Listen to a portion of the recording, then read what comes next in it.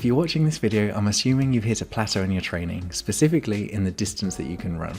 So today I'm going to share with you 5 things that really helped me increase the distance in my running to the point where I actually just ran my first 100-mile race. Now, don't think of these 5 things as a linear progression, think of them as a circle. All of them are entwined and you need all of them because they talk to each other and help each other. So let's get into it. First thing is you might be running too fast. If you're anything like me, when I got into running, I thought that progress meant that I just had to run faster.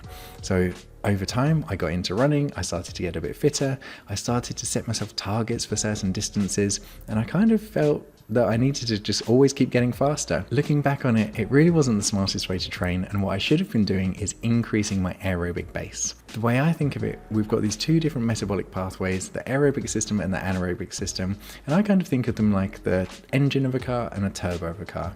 When we're running a bit slower, we just need to be using the engine, and in running, we can fuel that just by breathing. When we go a bit faster, we need energy a bit faster, so we use a different metabolic pathway. The anaerobic system delivers energy to muscles faster, but it's quite physiologically stressful. What I was doing previously was I was doing too much running in the anaerobic system, and that meant that I eventually started to burn out and actually got injured. The way we train our aerobic system, the engine, is with zone 2 training, and this is where we do our runs under a certain heart rate. So you can use the Maffetone formula, which is 180 minus your age to find the heart rate, or if you don't have a running watch, then you can just use the rule that I've taken from Peter Attia, Dr. Peter Attia, which is you could talk in full sentences, you just don't want to. So you're riding at that level where it helps you to breathe in a rhythm, but if you were with a friend, you could maintain conversation in full sentences. That's the top of zone 2. In our training, we want to have about 80% of our running in zone 2. So what that would look like in a 3-day running week is that 2 of your runs would be completely zone 2. One of them would be a bit shorter. We might call that a recovery run. One of them would be a long run. And then even in your 3rd run, your warm up and your cool down would be in zone 2. And then you'd probably want to do some speed intervals in the middle of that to help get you faster. Now, when we're talking about zone 2, particularly as beginners, we really need to talk about the psychology of it. When you start running in zone 2, it will be slow. I use the phrase, it will be embarrassingly slow. People will overtake you, you'll walk up hills.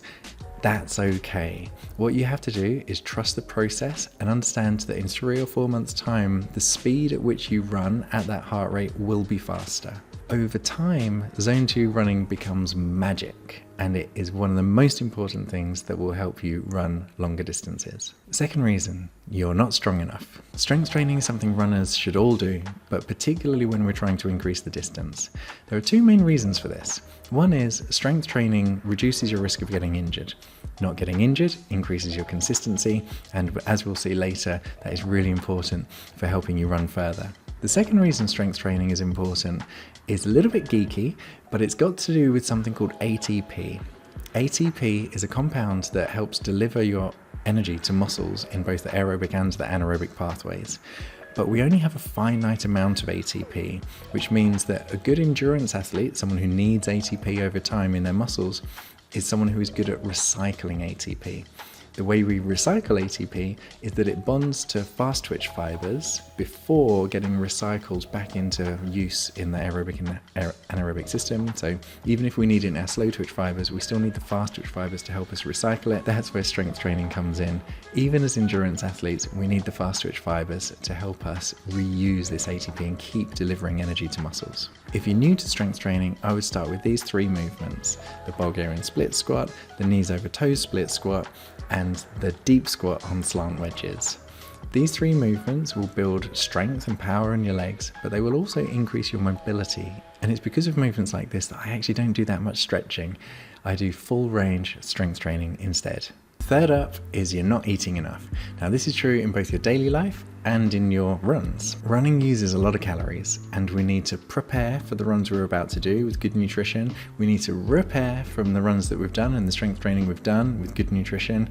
And during our runs, we need to keep fueling ourselves as well.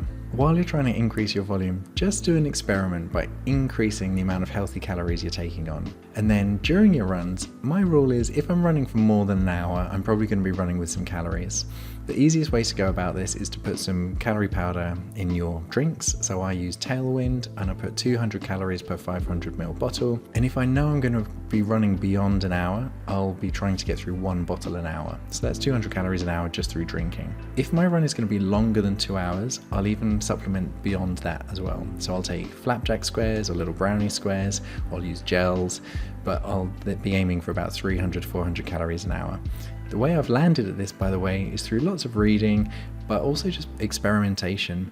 Everyone will be a little bit different here, so you need to find what works for you. Now, I'm going to roll the final 2 points into one. We need to talk about them at the same time, and that's because they're inextricably linked. The 2 final concepts are volume and consistency. You'll also notice that all of the other points tie into these 2 points as well. Consistency should be obvious. It's how we make progress in every single thing we care about in our lives. Consistency allows us to harness the power of the compound effect.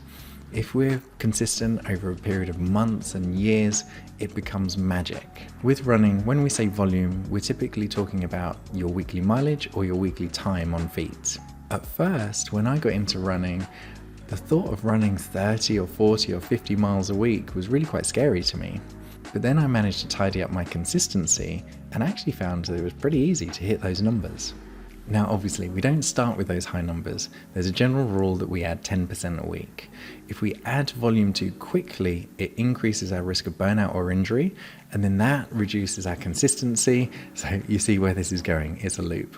If you stay consistent, you can easily build your volume.